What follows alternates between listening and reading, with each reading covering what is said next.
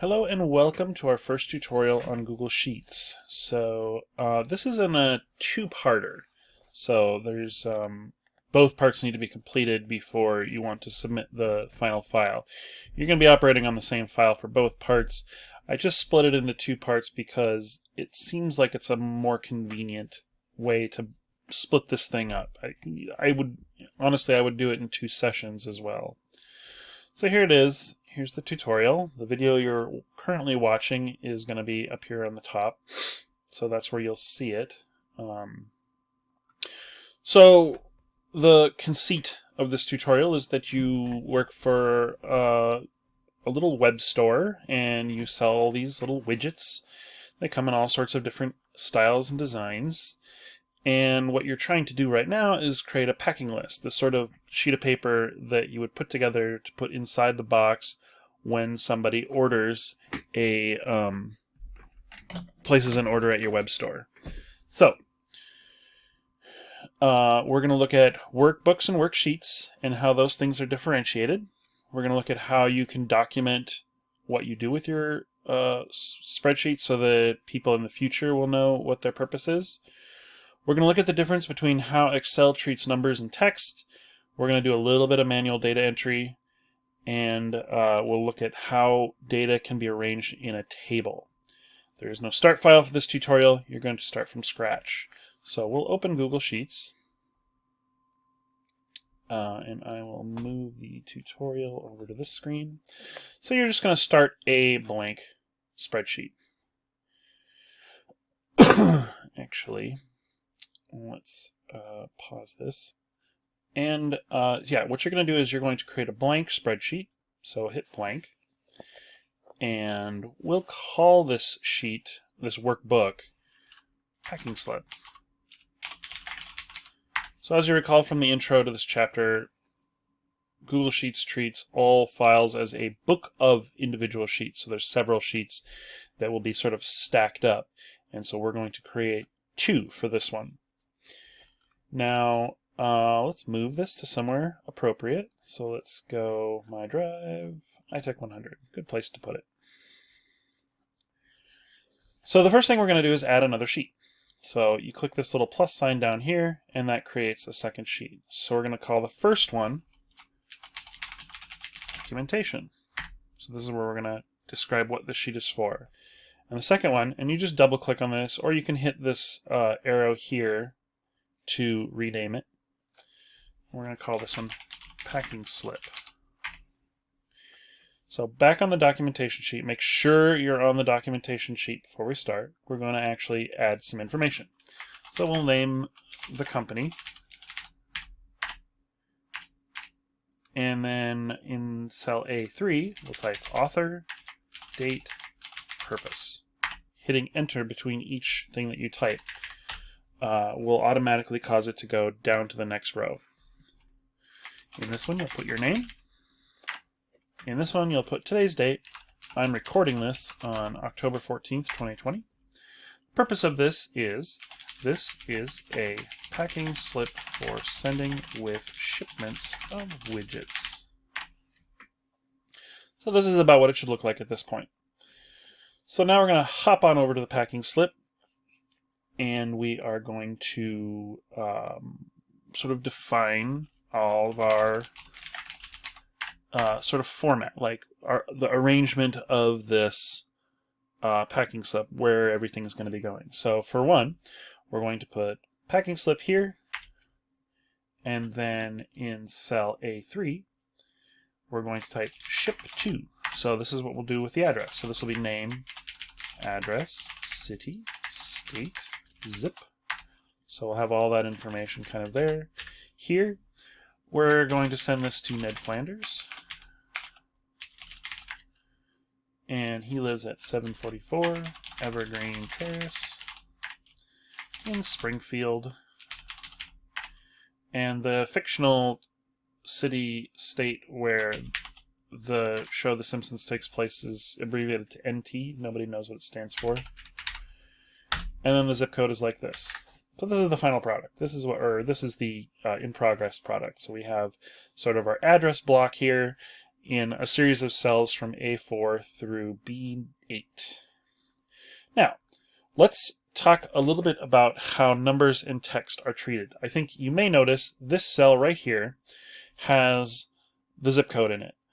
Now, a zip code isn't really a number. It's not something that you would do math with. It's just a numerical code that we use to signify a particular postal service district. Now, to that end, we shouldn't treat this as a number. But you'll notice that all of these cells are left aligned, and this one's right aligned. So this already should clue you into some of the different ways that Excel is going to treat numbers and text. Numbers are always going to be, by default, aligned to the right. I don't know if that's your right. Maybe this is your right. They'll be always aligned to the right, and text will always be aligned to the left. This is by design. We read from left to right. Numbers, we generally will add together,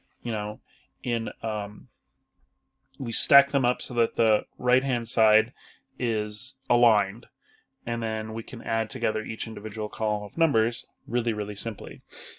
So that's one of the ways in which Excel makes some decisions for you so that your life is a little bit easier. However, since this is not technically going to be treated as a number, we want it to be left aligned. Now you could go over here and just do the horizontal align, but in this case we're going to do something a little bit clever. Up here in the formula bar, we have the same content. Put the insertion point right before the 4 and insert an apostrophe. And if you hit enter, you'll notice that now this is being treated as text. You don't see the apostrophe, it's still there, but you don't see it, it doesn't display it. This is a solution that Excel came up with, where if you ever have a number that's actually not really a number, it's some sort of text code, then you put an apostrophe before it and it'll treat it as text, and thus it will align it to the left.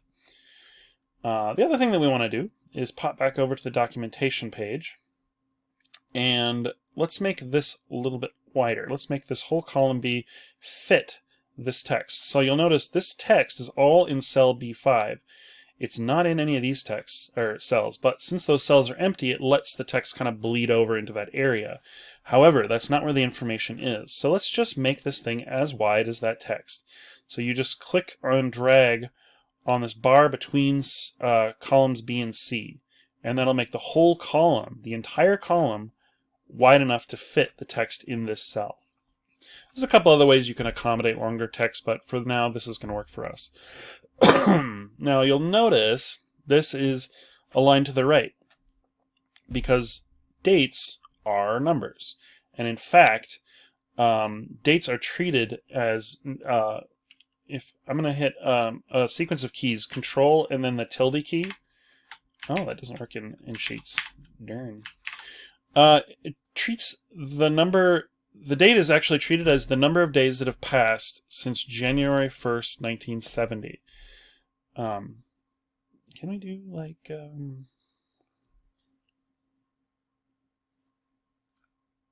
won't do it. Bummer. Well, actually, this is what I can do. I can say, hey, treat this as if it was just a number. 44,118. That is the number of days that have passed since January 1st, 1980.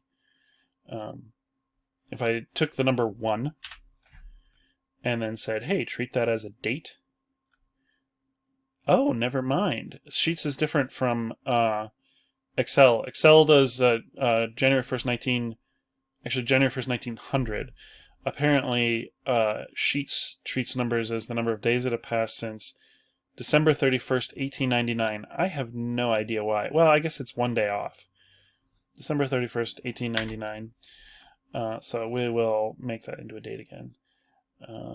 Okay, so just because it's a number doesn't necessarily mean we want it left aligned, but we do want it to continue treating it as a number.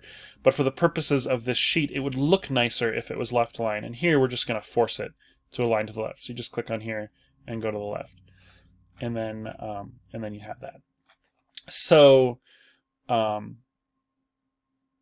now let's just for fun, let's look at another way that we can format dates. So there's a couple of different ways. So if you go to Format and go to number. There's a couple of different ways that it can format dates and times. So you can have date, you can have time, you can have a date and a time. But let's go even deeper in. Let's go to this more formats and go to more date and time formats. And scroll down and look at all the different ways that Excel or Google Sheets will format a date. Let's go down to this nice long one. Tuesday, August 5th, 1930 is the example. If you click on that, it pops up here, and you hit apply, and then it'll actually format it as Wednesday, October 14th, 2020. So I think this just looks nicer because of what this sheet's purpose is. It's just a documentation sheet. So, back to the packing slip. Now we're going to do some light data entry. So in cell A10, we're going to type in the column headings. Barcode, edition, finish, widget, price, quantity. And then if you hit enter, so I'm hitting tab between each of these. So I type in one, hit tab, type in the next one, hit tab, type in the next one, hit tab. And when I get to the end, I hit enter, and it'll actually go back to the beginning of the row where I started typing, which is really a convenient little thing for data entry purposes. So in the text, you'll see the data that we're entering. And so I want you to go ahead and do that. Enter that data. And what I'm going to do is speed this up to give you guys time to pause it and work through it yourself.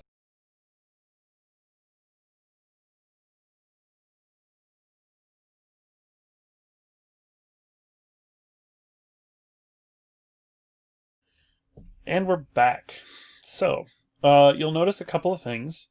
One, the text of these, since there's actually content in these cells, the long names of these widgets are not bleeding over into the next couple of cells. We're going to fix that, though. So, what we did in the last one was we clicked and dragged these things. This is an irritating way to do things, because say if I wanted to do this one, I'd have to drag it out far enough to get everything and then drag it back to get it there. So rather than do that, you can actually mouse over the center bar between the column headings and double click. And it will actually resize the entire column to the longest content in that column. So in column B, it'll actually resize to this cell, but it looks fine here, so we'll just let it do that. Especially since we're going to put borders on these in the next part of the tutorial. So C, we'll double click that. It'll make it a little narrower. D, we'll make that one a little wider. We'll make E a little narrower. We'll make F a little narrower. And we're actually going to zoom in a bit so that you guys can see this a little bit better. So next up, this is about the end of the first part of the tutorial, and we're going to make one quick little change to make this thing look a little bit nicer. We're going to take these, since you'll notice 123.40 is, decimal number. We usually lop off any trailing zeros in a decimal number. So, I mean, there's actually an infinite number of zeros after any decimal, but we just cut them off for brevity's sake, obviously, for very clear reasons. But when we're talking about currency, we don't actually deal in tenths of a dollar, we deal in hundredths of a dollar. So we want cents. So that's why we usually round prices off to the nearest 1/100th of a dollar, or the nearest penny. So in this case, what we want to do is we want to change the number format here to accommodate that. So we'll highlight the whole column, click here and drag down to the bottom, go to Format, and go to Number, and then click Currency. And boom. You'll notice, oh, it's still a little bit narrow. We'll make it a little bit wider. There we go. And so now you have the 100th digit lined up with the 10th digit lined up, the ones digit, the tens digit, and then the 100s digit. So everything all lines up, and it looks just fine. If yours looks like this, you are done with this part of the tutorial, and I suggest taking a break before moving on to the next.